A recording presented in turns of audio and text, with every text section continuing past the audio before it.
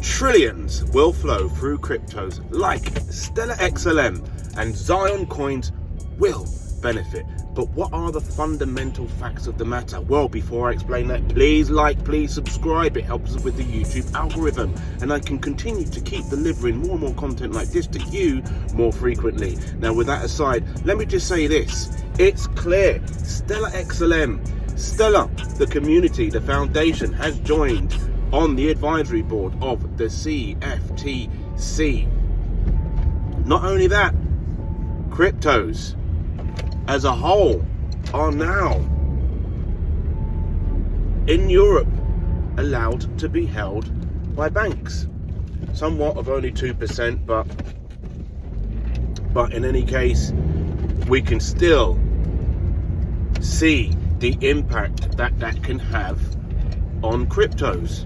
So I believe at the moment it's only Bitcoin, but really, when you think about this, it's massively bullish, because even if it's just Bitcoin in Europe, where banks can hold a reserve of 2%, you know, it's something that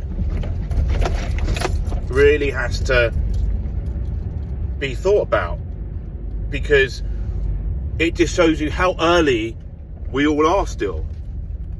And in that effect, you know, if Bitcoin's going to be held on banks' balance sheets in Europe, not just in Europe, in America too, right? Because we had this a couple of years ago with Brian, who was the comptroller, allowing banks to hold Bitcoin crypto, right? You know, it's a matter of time before other cryptos will join. America may lead the way in that realm of things. It's looking that way. So as soon as you see other cryptos getting this clarity, regulatory clarity, you could be sure that more and more speculation will step in. Banks will become interested and will start allowing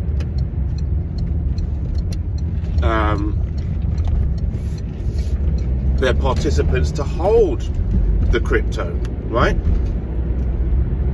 And that 2% may increase over years to 3-4%. Who knows? You know, it's open to interpretation. In any case, I think what we need to do here really right now is look at the situation with Stellar XLM, Stellar, the decentralized foundation, and Danielle Dixon. So, Nathan, without further ado, let's head on over to the Stellar blog, see what the CFT is all about. Okay, that's great. Thanks for that, Nathan. Representing blockchain on the Commodity Futures Trading Commission's Global Market Advisory Committee. Now, this post is a little bit old, but I don't feel like it's got enough coverage, so I want to cover this. And this is Jason Chipala, who's wrote this post. So let me get down into the meat of it. With the recent relaunch of Global Market Advisory Committee, the Commodity Futures Trading Commission, CFTC, is bringing its leadership and expertise to the decisions of the appropriate regulation of digital asset markets. The inclusion of digital asset markets in the GMAC's priorities demonstrates the importance of blockchain and crypto in future of the US markets. The Stellar Development Foundation will be one of the 4 crypto-focused organizations and the only one representing the blockchain to join representatives from traditional finance players such as JP Morgan, Goldman Sachs and Blackrock. And you can see Stellar keeps crossing paths with Blackrock, and now they're crossing paths with JP Morgan and Goldman Sachs. People, if you can't see what's going on here, it's clear as day. We are early. We need to get in. I read on. With Commissioner Pham at the helm, the GMAC will guide the Commission on issues that will affect integrity and competitiveness of US markets and US firms engaged in global business. Our inclusion in the committee marks another important moment for blockchain. It further acknowledges that the future of US markets and our industry are connected. It also underscores the CFTC's commitment to building a diverse consortium representing more than just traditional finance players. Second, it presents an opportunity for our industry to continue to participate in conversations that will inform future regulatory structure and clarity. Clear rules of the road and smart policy can help unleash our sector, and we must be in the room with the policymakers and regulators to help achieve just that. So what do we hope to accomplish?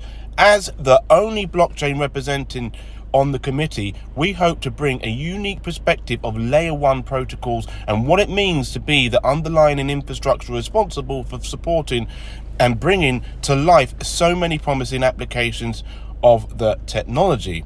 With remittances being one of the brightest spots in crypto today, one of the most critical applications is stablecoins. As part of the committee, SDF will highlight the role of stablecoins in the digital asset markets and real-world use cases, including leveraging stablecoins in the delivery of humanitarian aid through Stellar Aid Assist, so proving the actual use case and how useful it can be in real-world application. Stellar are working with the UN, the United Nations, to deliver aid so that you don't get these corrupt middlemen stealing the aid from the people that actually need it. And they're working with MoneyGram to deliver cash to the people that need it at certain stores. It's a very important use case. We are also particularly excited to join the many traditional finance players on the committee. SDF blockchain's future is not to supplement traditional finance, but to build on top of work with the system we've already created. This vision requires blockchain and traditional finance to work together and to ensure the systems are interoperable to work as seamless as possible. This body will serve as an excellent opportunity for conventional finance and blockchain to find the present and future prospects for integration to ensure the integrity and competitiveness of US markets. After an active 2022, FTS engagement with government agencies is more crucial than ever. Our inclusion in the CFTC's GMAC is yet another opportunity to push the industry towards mainstream adoption.